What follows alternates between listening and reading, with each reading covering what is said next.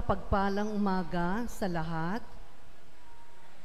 Ang ating banal na misa ngayon ay kasalukuyang naka-livestream sa Facebook page ng ating parokya San Lorenzo Ruiz Parish, Quezon City. Ang lahat ay pinapaalalahanang manamit ng naangkop at aktibo at magalang na makilahok sa ating pagdiriwang. Tawag sa ikakasal, si J. Lorenzo Mari Simbulan, 29 na taong gulang, 29 years old, nakatira sa Sampaloc, Manila, ay ikakasal kay Glenn Therese Tew, 28 gulang, 28 years old, nakatira sa Doña Faustina Village, Barangay Culiat, Quezon City, sa September 28, 2024 sa St. Anthony of Padua Parish, sa Nasugbu, Batangas. Magsiluhod po ang lahat para sa Oratio Imperata para sa kapayapaan. Sa ngalan ng Ama, ng Anak, ng Espiritu Santo. Amen. Diyos na aming Ama sa langit, Panginoon ng kapayapaan at katarungan, mapagkumbabang lumalapit kami sa iyo sa panahong ito ng tumitinding tensyon sa politika sa aming bahagi ng mundo. Sa nakalipas na mga taon, pinanatili mo ang aming pananampalataya sa iyo bilang isang bayan. Ang pananalig namin sa iyong kagandahang loob ang siyang nagligtas sa amin sa napakaraming kalamidad na dulot ng kalikasan, gayon din na mga dahil sa kagagawan ng tao na dumagok sa aming kasaysayan. Iligtas mo kami mula sa lagim ng digmaan. Dinggin mo ang aming pagsusumamo. Kahabagan mo po kami. Panginoon, ipagsanggalang kami sa puwersa ng kasamaang nag-uudyok sa mga pinuno ng mundo. Naniniwala kami na hindi kami nakikipaglaban sa mga tao, kundi sa mga pinuno, sa mga may kapangyarihan, sa mga tagapamahala ng kadilimang umiiral sa sanlibutang ito, sa mga hukbong espiritual ng kasamaan sa himpapawid.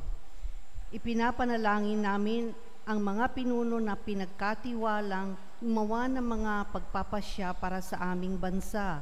Buong puso naming ipinagkakatiwala sa iyo ang aming kinabukasan at humihingi kami ng kapatawaran at habag sa mga panahon na dahil sa aming mga takot at hinala ay nagdungisan ang aming mga pananaw at nagdulot ng maling pagkiling at puot laban sa ibang katutubo at lahi. Taimtim kaming nagsusumamo na gawin mo kaming mga daan ng iyong kapayapaan. Kung saan may pagkapuot ay magdala kami ng pagmamahal. Kung saan may pinsala, kapatawaran. Kung saan may pagdududa, pananampalataya. Kung saan wala nang inaasahan, pag-asa. Kung saan may kadiliman, liwanag. Kung saan may kalungkutan, kagalakan. Ito'y aming hiling sa pamamagitan ng aming Panginoong Hesukristo sa iyong anak na nabubuhay at nagaharing kasama mo kaysa ng Espiritu Santo, Diyos amang magpasawalang hanggan. Amen. Maria, aming mahal na ina at reyna ng kapayapaan, San Miguel Arcangel, San Jose, ipanalangin mo kami. San Francisco ng Assisi, Ipanalangin mo San kami. Lorenzo Ruiz, Ipanalangin mo kami. San Pedro Calungsod, Ipanalangin mo kami. sa ngalan ng Ama, na Anak, ng Espiritu Santo. Amen.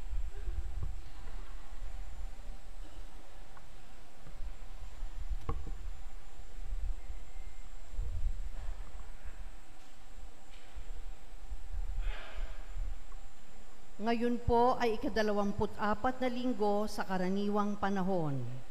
At ang tema ng ating misa ay gawa hindi ngawa, katuwiran hindi kalakaran. Ngayon rin po ay ika-8 nobenaryo ng ating patron, San Lorenzo Ruiz. Ipinapaalala sa ating ngayon ang tungkulin nating lahat. Pasanin ang ating krus bilang pagsunod sa yapak ni Kristo. Ito'y di isang bagay na malugod nating tinatanggap pagkat ang krus ay laging may kaakibat na pagdurusa at kamatayan. Natural nating pinipili ang buhay at pagpapasarap sa buhay. Mas madali ang gumawa. Mas madali ang sumunod lamang sa agos ng kalakaran. Ngunit ang panawagan sa atin ay ang sumunod sa katawiran at magpasan ng krus. Maaring ito ang krus ng pagpapakasakit, mga natural na kapansanan, mga kabiguan o kawalang katarungan. Maari rin itong krus ng pagsasabuhay ng ating pananampalataya gaya ng paalala sa atin ni Santiago, gawa, hindi ngawa. Maari rin ito ang krus ng pagpaparaya sa isa't isa sa ating pamilya, sa ating pinapasukang trabaho, sa ating mga pamayanan. Katuwiran ang paghamon sa atin, hindi ang pagpapadala sa unos ng kalakaran. Sa Eukaristiyang ito, hilingin natin ang biyayang mapasan natin ang ating krus ng buong tiyaga at pananalig, at laging inaalalang ang krus ay siyang dakilang tulay tungo sa langit.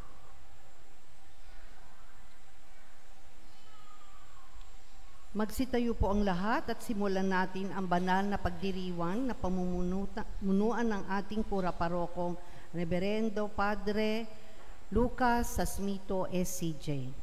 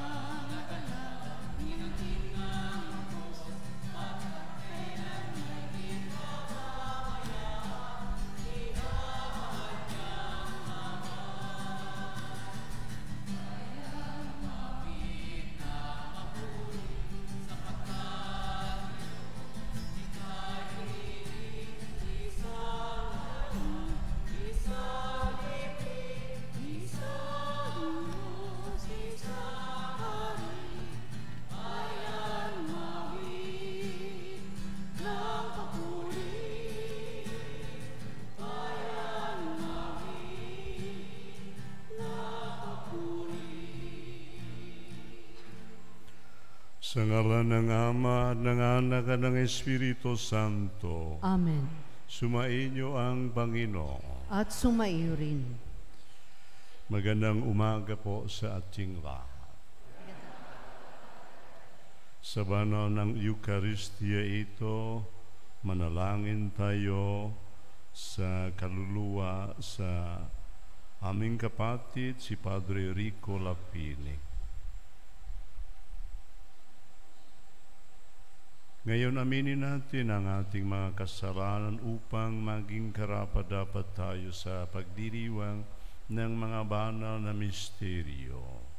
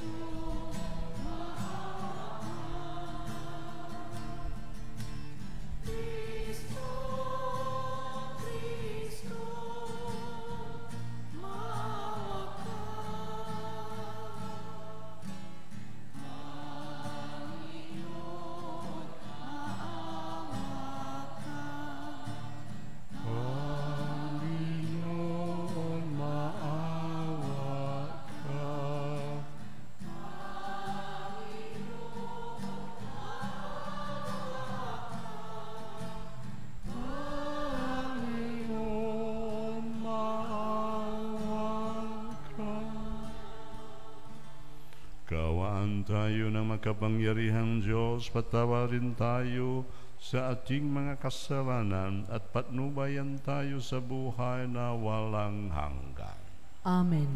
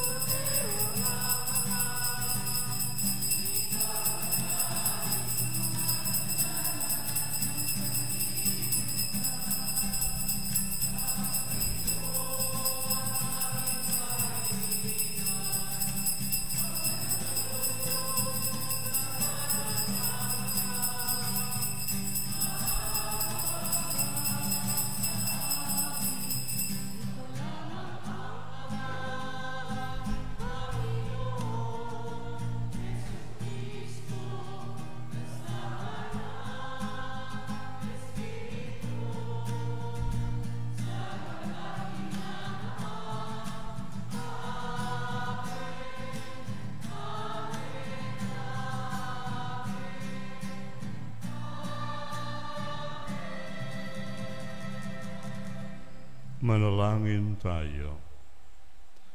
Ama naming makapangyarihan, Ikaw ang lumikha at pamahala ng tanang umiiraw.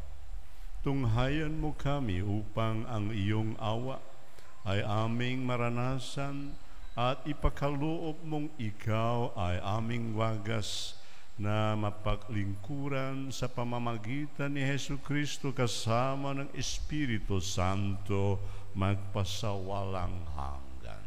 Amen.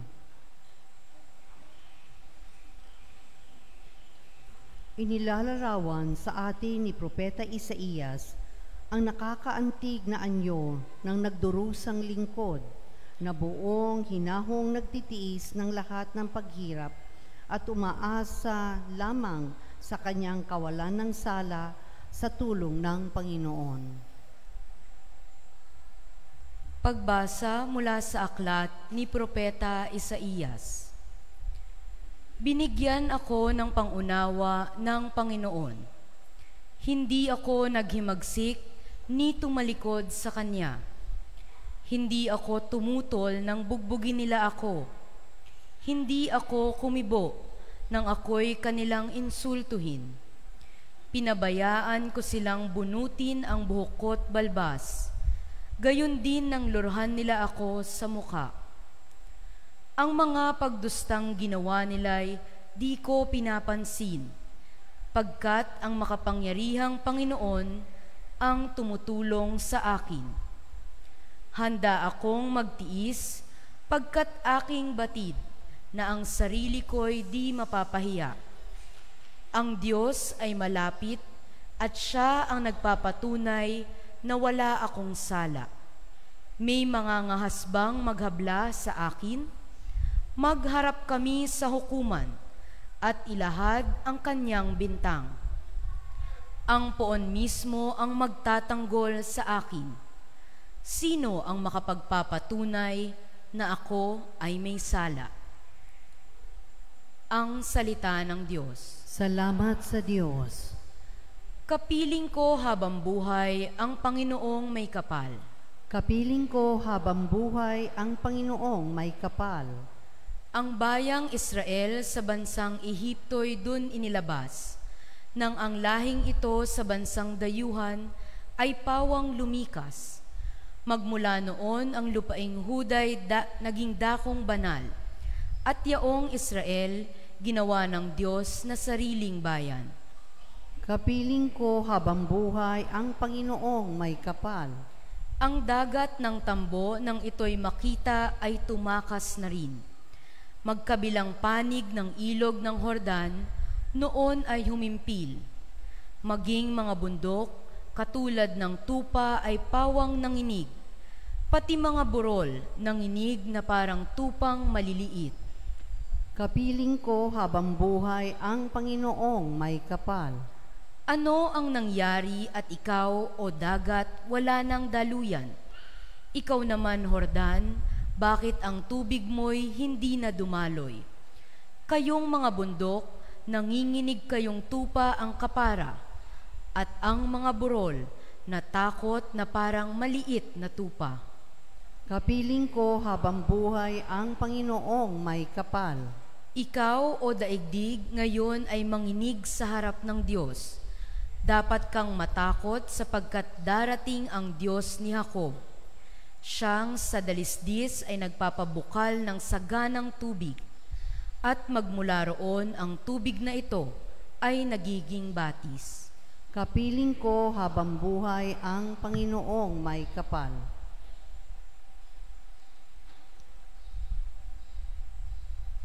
Sa siping ito, sinulat ni Santiago ang kilalang pangungusap, patay ang pananampalatayang walang paggawa.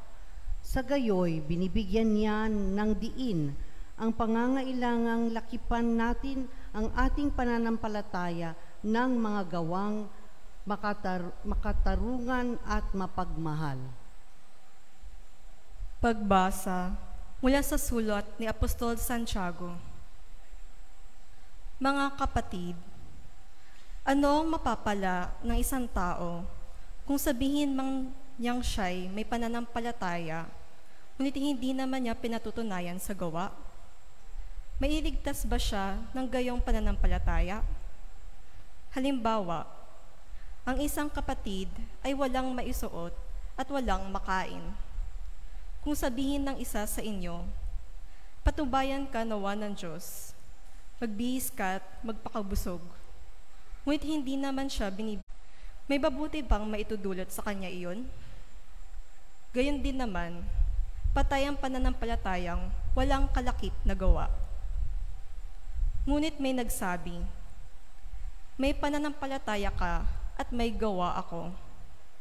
Sagot ko naman, ipakita mo sa akin ang iyong pananampalatayang walang kalakip na gawa at ipakita ko naman sa iyo sa pamamagitan ng aking mga gawa ang aking pananampalataya.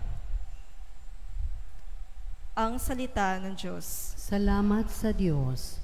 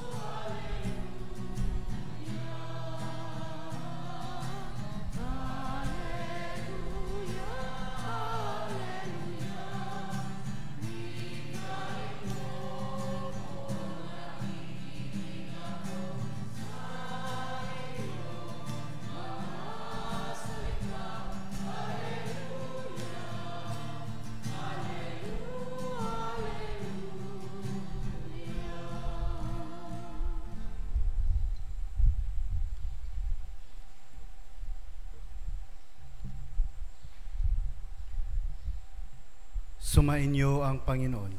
At sumayo rin. Ang mabuting balita ng Panginoon ayon kay San Marcos. Papuri sa iyo, Panginoon.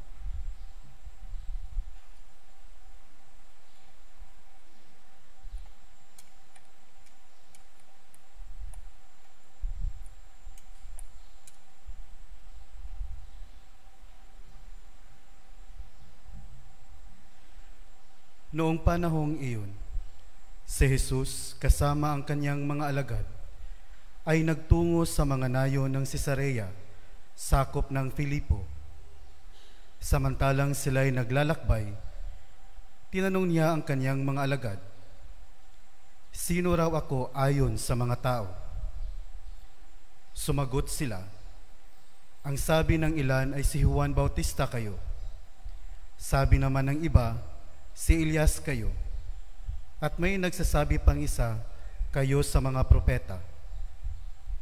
Kayo naman, ano ang sabi ninyo? Sino ako?" Tanong niya. "Kayo ang Kristo," tugon ni Pedro. "Huwag ninyong sasabihin kanino man kung sino ako." Mahigpit na utos niya sa kanila.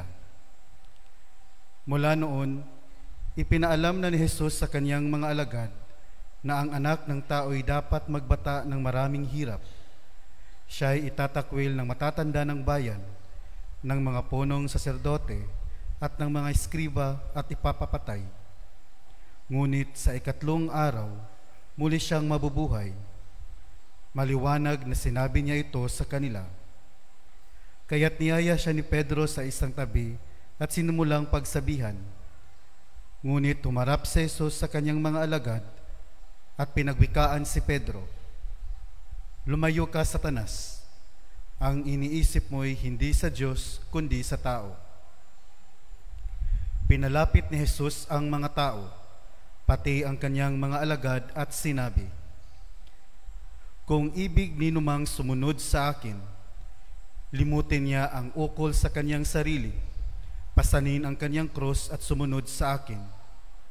Ang naghahangad na maligtas ng kanyang buhay ay siyang mawawalan nito, ngunit ang mag-alay ng kanyang buhay alang-alang sa akin at sa mabuting balita ay siyang makakamit niyon." Ang mabuting balita ng Panginoon. Pinupuri ka namin, Panginoong Hesukristo.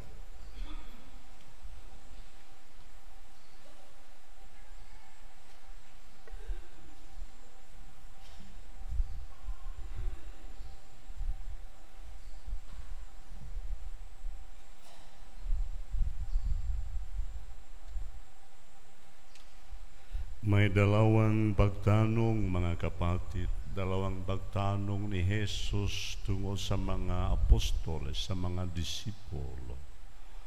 Yung una, sino raw ako ayon sa mga tao? At ikalawa, ano ang sabi ninyo mismo?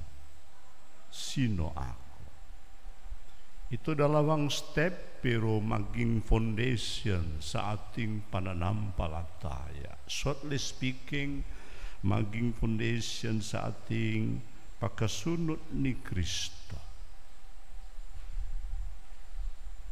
Para ang ating pananampalataya depende sa ating sarili, opinion, at depende sa ating sariling karanasan. Ito ay maging importanteng talaga para hindi tayo madala sa ibang mga pananampalataya, sa ibang mga belief, yung hindi masyadong klaro, fake, false.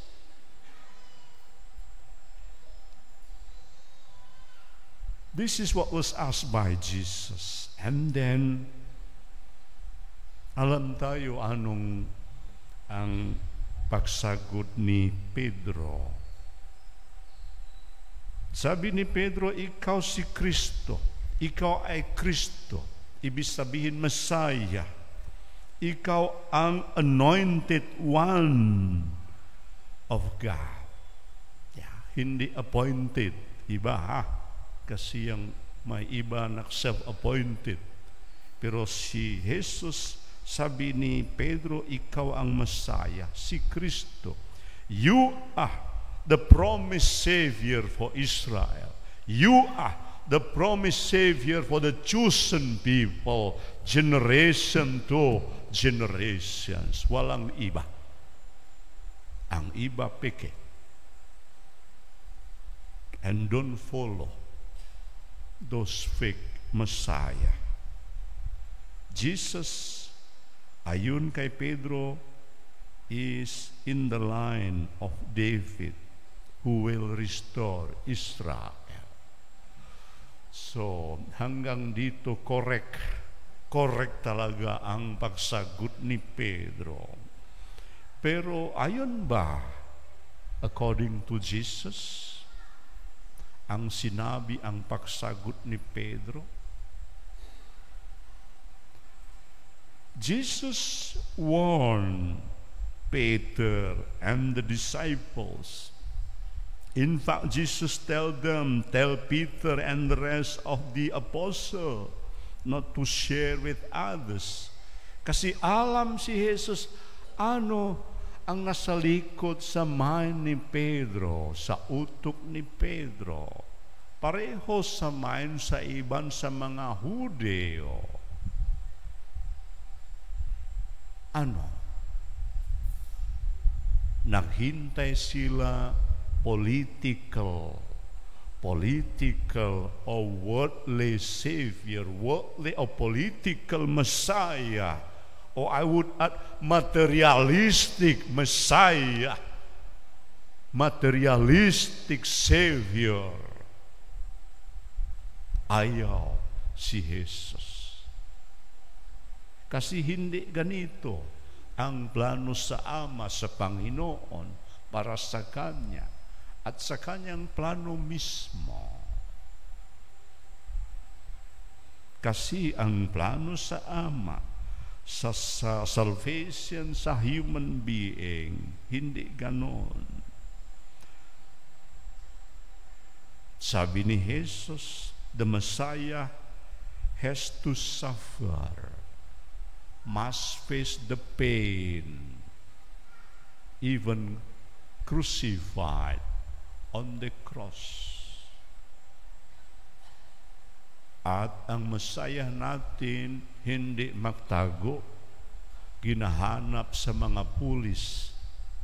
But our Messiah really faced the reality, the challenge for the salvation of the human being.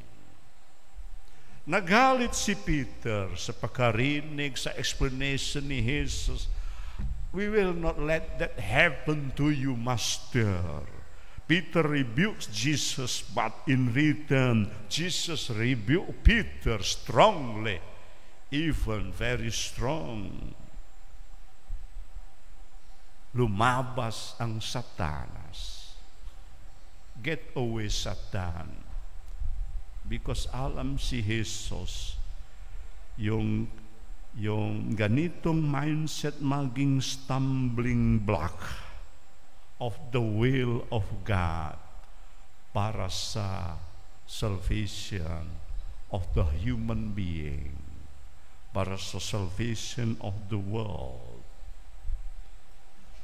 My dear brothers and sisters, hanggang dito klaro that Jesus rejects the picture of a glorious or political Messiah, Messiah who promised material thing, who promised luxury, who promised abundance of financial aspect, just like the promise of many fake Messiah that happen in some other part of our world. Jesus, my brothers and sisters, is telling us the truth. That is why we still have time to discern, to clean, to reflect. Yes, we agree. Our answer, ang ating pagsagot, sama sa pagsagot ni Pedro. Pero kung minsan bumasok sa ating utok, sa ating mind, ang mga ibang mga opinion, di ba? Gusto tayo sumusunod ni Kristo, yung magbigay ng maraming pera, maraming wealth, para hayahay ang buhay natin. Hindi ganon ang ating Panginoong Jesucristo bilang Messiah. My dear brothers and sisters, si Jesus bilang Kristo, bilang Messiah, ay mao ang Panginoon yung nagpakita sa kanyang solidarity sa kanyang mga katauhan. Ganon din ang kailangan gawin natin. Ipakita natin ang solidarity sa ating mga kapatid, those who are suffering, those who are facing pain in their life. Mga kapatid, si Jesus nagdemand sa ating personal witness, personal verdict about Him, I would say. We might know many things about catechism, Christian teaching, generation from generation, tradition in the church. But I want to say here, any kinds of knowledge cannot replace what we call personal experience.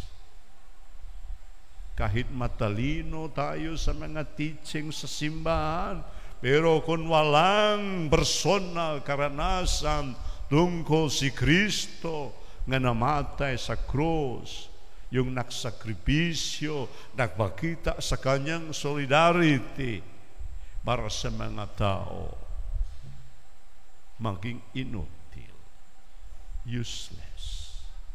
Kumplituhin natin ang ating knowledge tungkol ni Jesus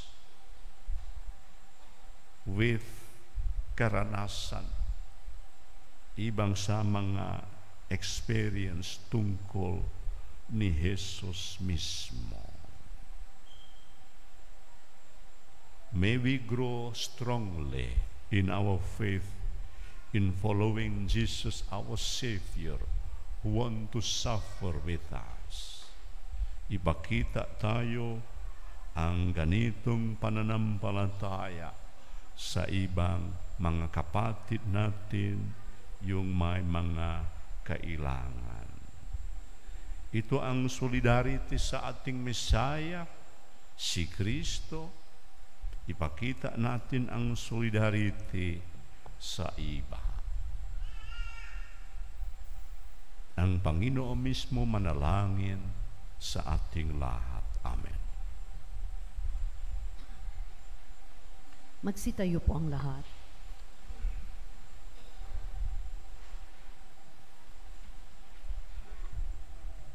Sumasampalataya ako Sa Diyos amang makapangyarihan sa lahat, na may gawa ng langit at lupa, sumasampalataya ako kay Hesu Kristo, iisang anak ng Diyos, Panginoon nating lahat.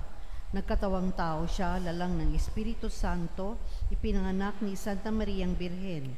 Pinagpakasakit ni Poncio Pilato, ipinako sa krus, namatay, inilibing, nanaog sa kinaroroonan ng mga yumao.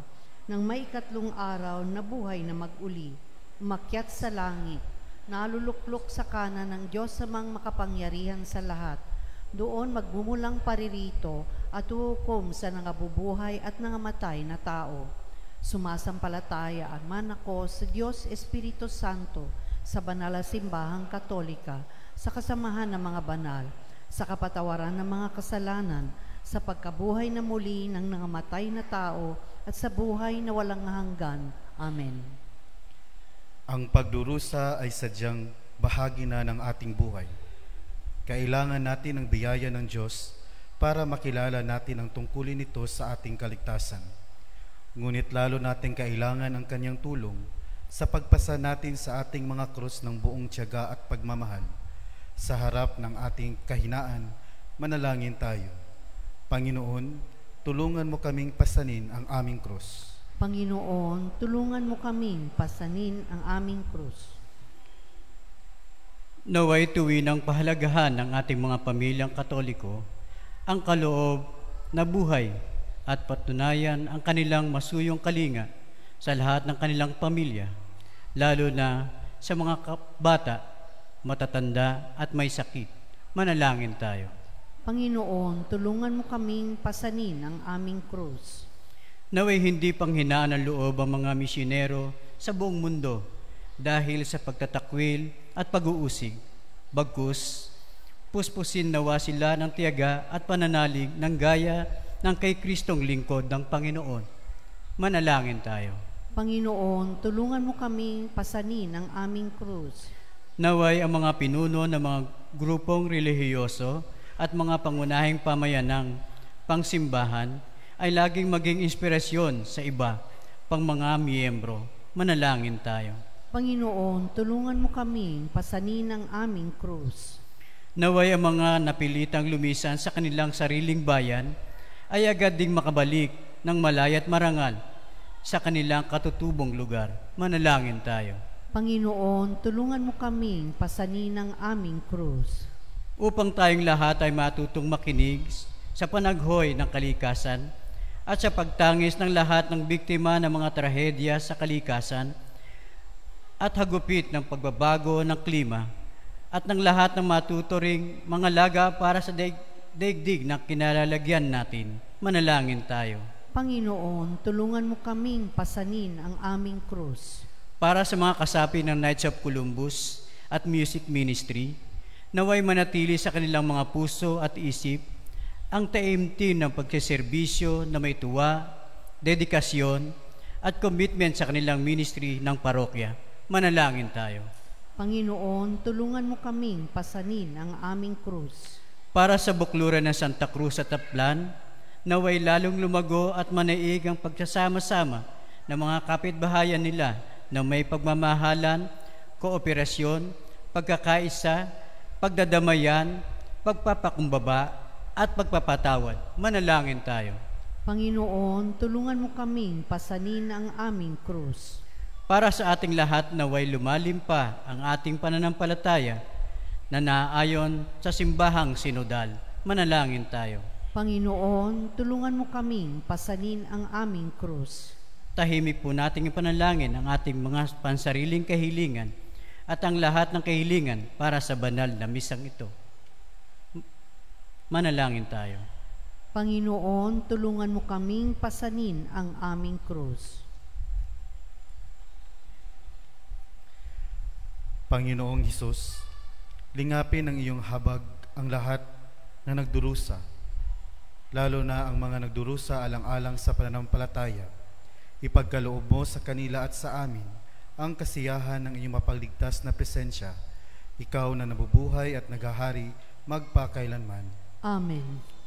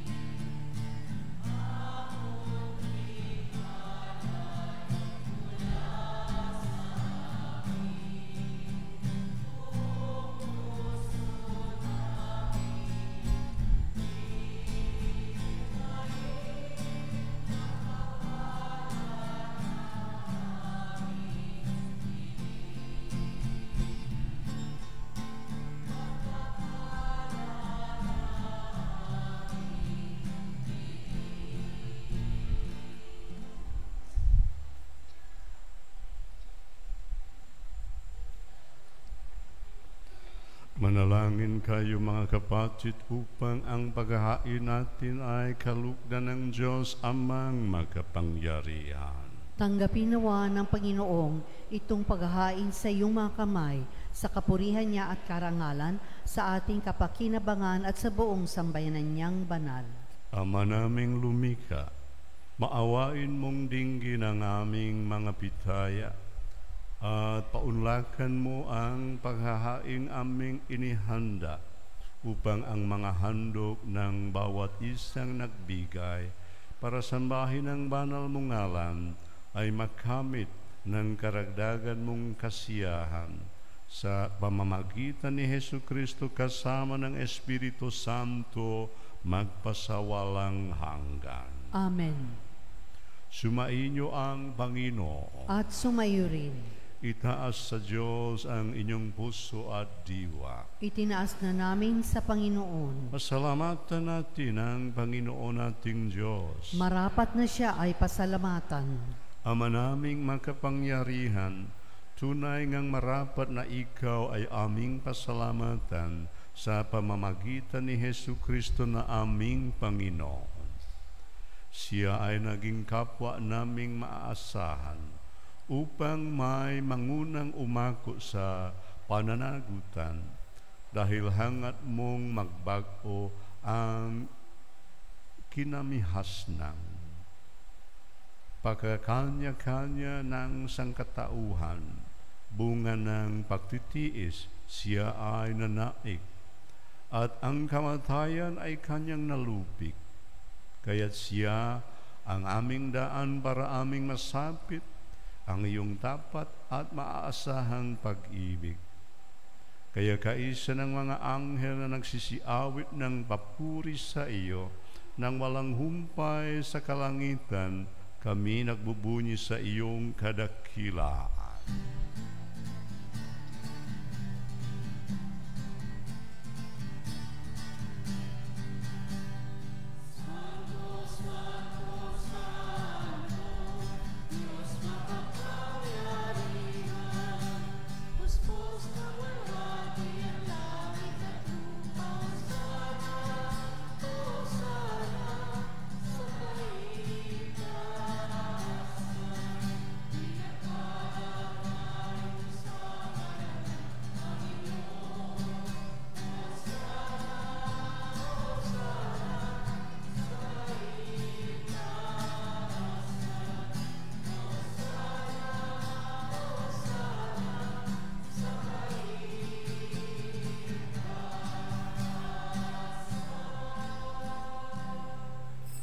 Ama naming banal, ikaw ang bukal ng tanang kabanalan, kaya't sa pamamagitan ng iyong Espiritu, gawin mong banal ang kaloob na ito, upang para sa amin maging katawan at dugo ng aming Panginoong Hesukristo. Bago niya pinagtiis ang kusang loob na maging handog, inawagan niya ang tinapay, pinasalamatan kaniya, pinaghati-hati niya iyon, iniabot sa kanyang mga alagad at sinabi, "Tanggapin ninyong lahat ito at kanin. Ito ang aking katawan na ihahandog para sa inyo."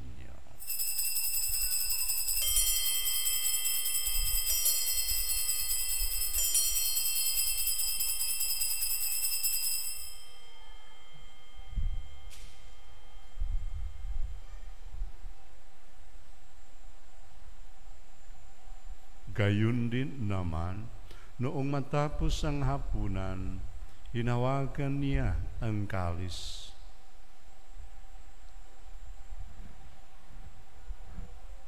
Muli kaniyang pinasalamatan, iniabot niya ang kalis sa kanyang mga alagad at sinabi, "Tanggapin ninyong lahat ito at inumin. Ito ang kalis ng aking dugo, ng bago at walang hanggang tipan. Ang aking dugo na ibubuhos para sa inyo at para sa lahat sa ikapagpapatawad ng mga kasalanan. Gawin ninyo ito sa pag-alala sa akin."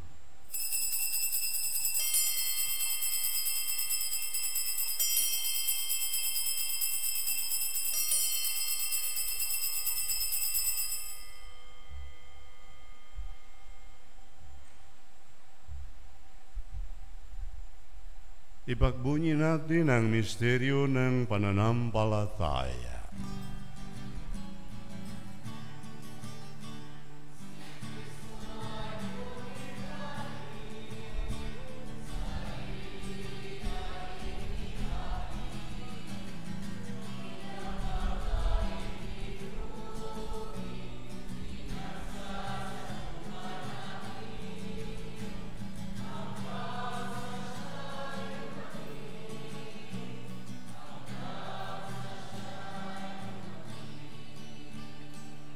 Ama, ginagawa namin ngayon ang pag-alala sa pagkamatay at muling pagkabuhay ng iyong anak.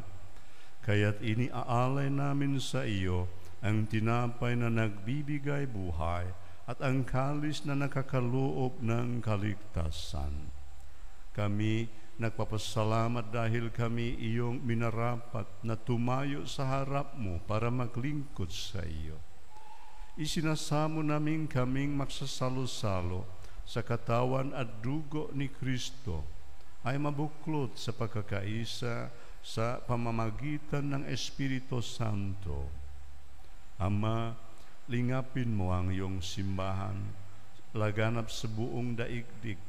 Puspusin mo kami sa pag-ibig kaisa ni Francisco na aming Santo Papa at ni Roberto na aming obispo at ng tanang kaparian. Alalahanin mo rin ang mga kapatid naming nahimlay, nang may pag-asang sila'y muling mabubuhay, gayon din ang lahat ng mga pumanaw. Kaawaan mo sila at patuloyin sa iyong kaliwanagan. Kaawaan mo at pagindapatin kaming lahat na makasalo sa inyong buhay na walang wakas. Kaisa ng mahal na Birhen Maria na Ina ng Diyos, kaisa ng mga apostol at ng lahat ng mga banal na namuhay dito sa daigdig ng kalugod-lugod sa iyo, maipagdiwang nawa namin ang pagpupuri sa ikararangal mo sa pamamagitan ng iyong anak na aming Panginoong Hesu Kristo.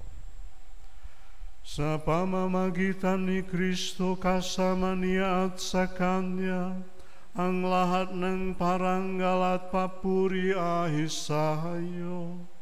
Diyos amang makapangyarihan, kasama ng Espiritu Santo, magpasawalang hanggan.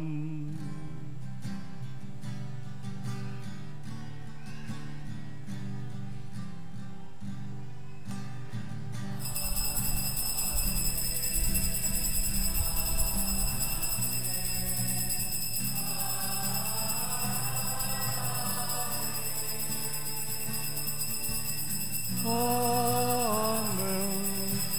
Amen. Amen. Amen.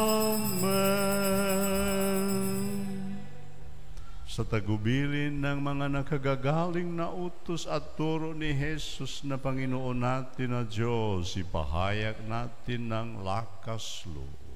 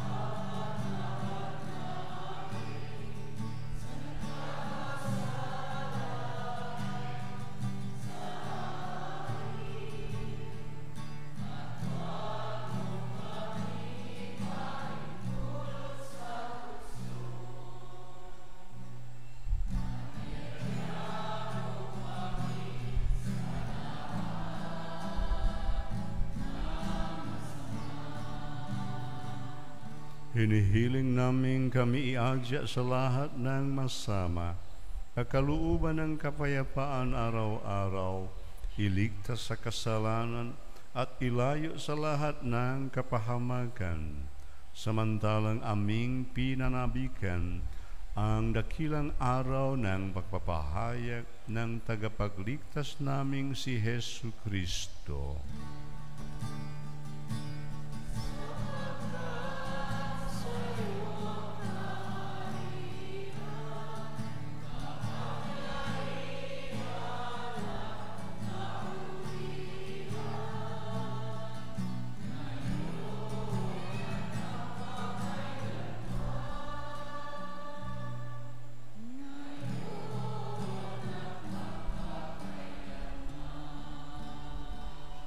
Panginoong Hesu Kristo, sinabi mo sa iyong mga apostol, kapayapaan ang iniiwan ko sa inyo, ang aking kapayapaan ang ibinibigay ko sa inyo. Tunghayan mo ang aming pananampalataya at huwag ang aming pagkakasala. Pakalooban mo kami ng kapayapaan at pagkakaisa ayon sa iyong kalooban, kasama ng Espiritu Santo, magpasawalang hanggan. Amen. Ang kapayapaan ng Panginoon ay laging sumainyo. At sumayo rin. Ngayon, magbigayan tayo ng kapayapaan sa isa't isa.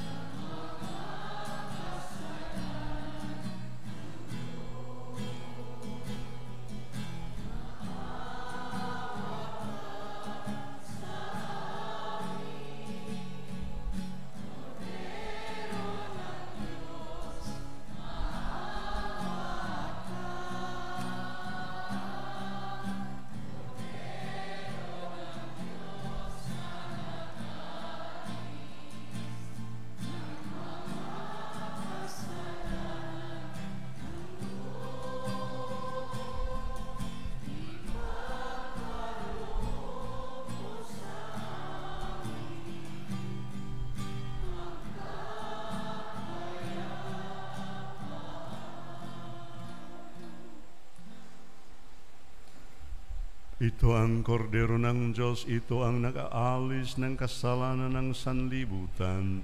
Mapalad ang mga inaanyayahan sa kanyang piging. Panginoon, hindi ako karapat-dapat na magpatuloy sa iyo, ngunit sa isang salita mo lamang ay gagaling na ako.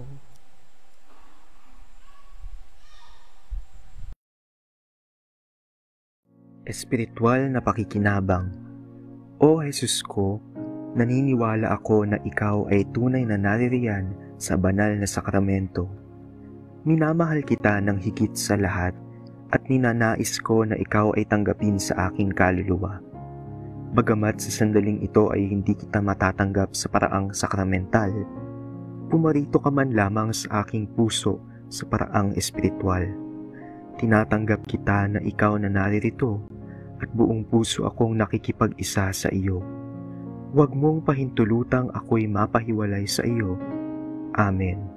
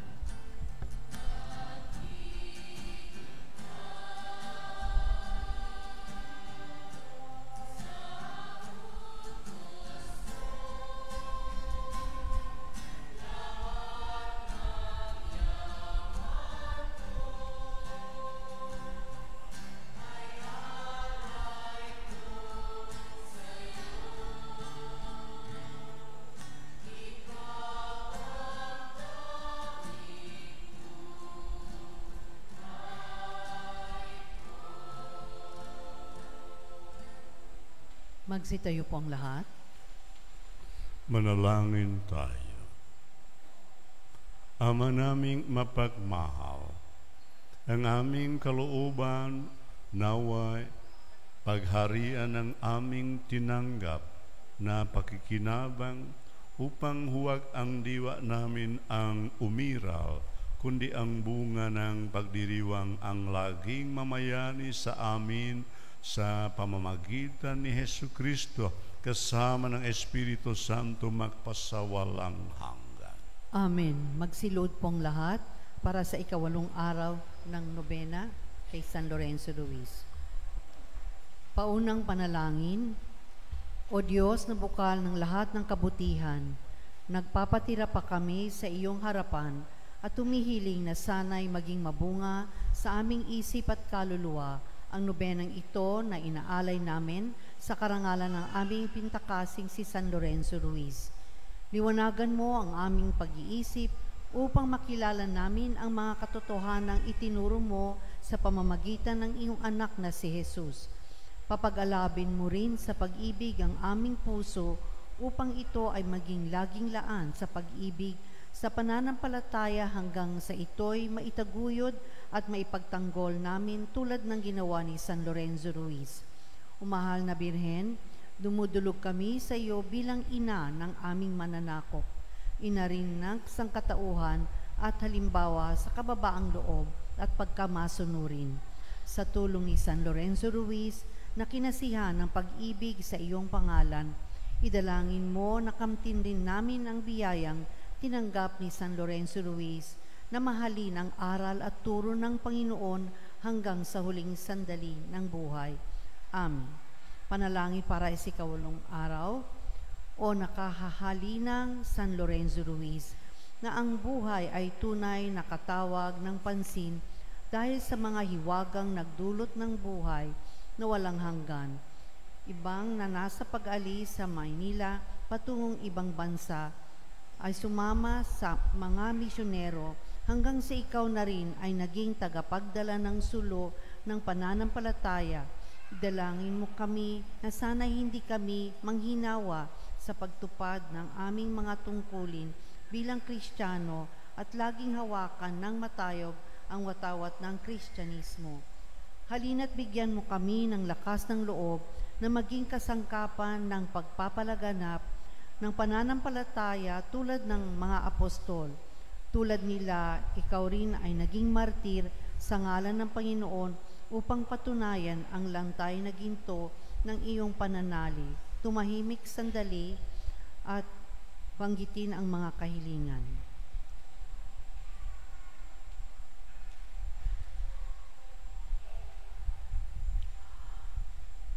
Dumudulog kami sa iyo, San Lorenzo Ruiz, upang humingi ng tulong na makamit ng bayaya sa pagtatanggol sa aming pananampalataya. Kung kailangan at sa tulong na iyong dalangin, kami mamamatay na rin bago itakwil ang Diyos na sa amin ay lumikha at nagbibigay buhay, alang-alang sa dugo ng mga martir ng pag-ibig sa Diyos. Amen. Magsiupo mo muna ang lahat para sa mga paalala.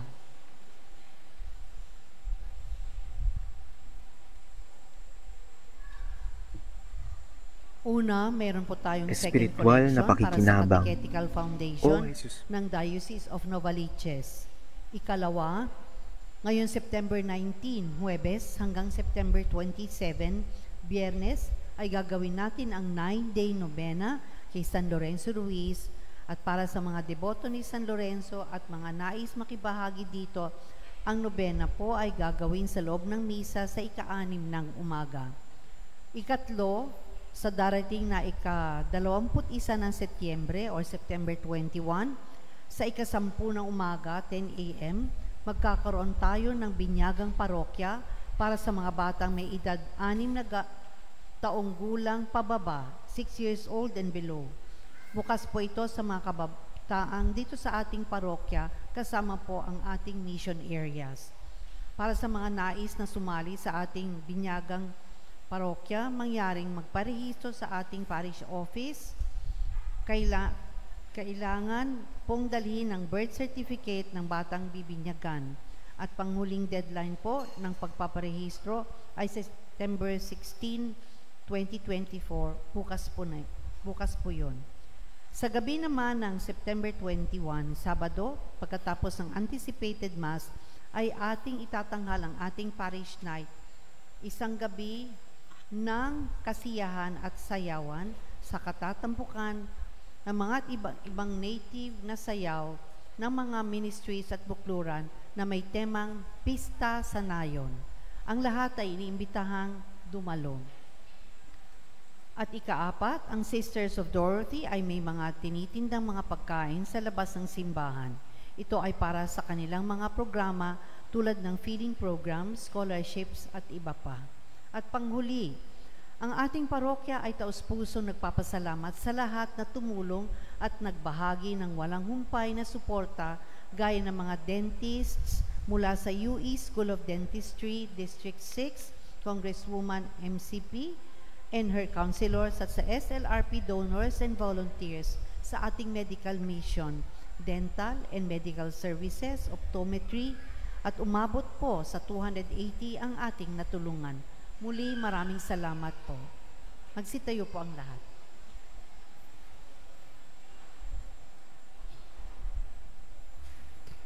Sumainyo ang Panginoon. At sumayo rin. Pagpalain nawa kayo ng makapangyarihang Diyos, Ama, Anak at Espiritu Santo. Amen. Natapos na ang banal na pagdiriwang, humayo kayo sa kapayapaan upang mahalin at paglingkuran ang Panginoon. Salamat sa Diyos.